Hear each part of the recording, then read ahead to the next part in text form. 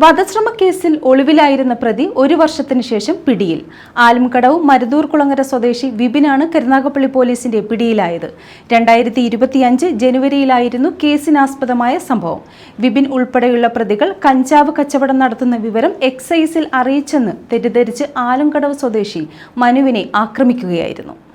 വധശ്രമ കേസിൽ ഒളിവിലായിരുന്ന പ്രതിയാണ് ഒരു വർഷത്തിനു ശേഷം പിടിയിലായത്. ആലുംകടവ് മരുതൂർകുളങ്ങര സൗത്ത് തൈശ്ശേരിൽ വിപിനാണ് കരുനാഗപ്പള്ളി പോലീസിന്റെ പിടിയിലായത്.